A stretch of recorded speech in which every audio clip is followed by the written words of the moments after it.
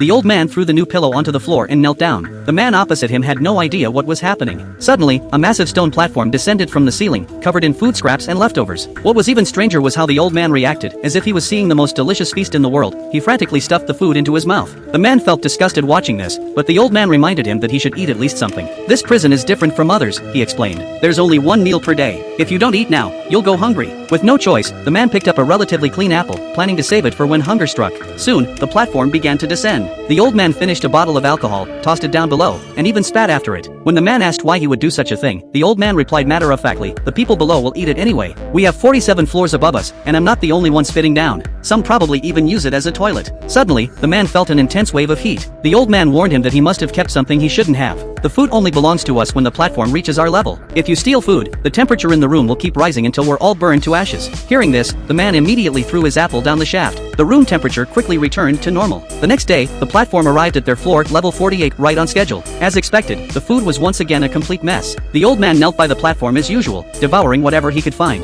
After finishing, he shockingly urinated on the prisoners below. The man was stunned and felt sick to his stomach. Trying to change the subject, he asked how many levels the prison had. The old man admitted he didn't know. He had only been as far down as level 132, but it looked much deeper than that. The man was confused. The old man didn't seem like someone who hadn't eaten, but then he pulled out a knife, suggesting he had other methods of survival. For 3 straight days, the man didn't eat or drink anything. Eventually, he couldn't hold out any longer and carefully picked up a green bean, savoring it in his mouth. The dopamine rush from the food drove him into a frenzy. Gradually, he adapted to life there, learning from the old man, wasting food and gorging himself on anything he liked until he vomited. One day, a disheveled woman unexpectedly descended on the platform. The man rushed forward to kindly ask what had happened, but she remained extremely wary. The old man warned him not to interfere, explaining she was a madwoman who came down every month searching for her child. Soon the platform began to descend again. 2 hungry men from level 49 saw the woman and dragged her away. The man shouted desperately for them to stop and wanted to help, but the 6-meter drop between floors meant certain injury or death. Surprisingly, the woman later climbed back onto the platform, but the 2 men were never seen again. At this moment, the man finally understood the true horror of this prison. He began to depend on the old man for survival as they adapted to this brutal environment together.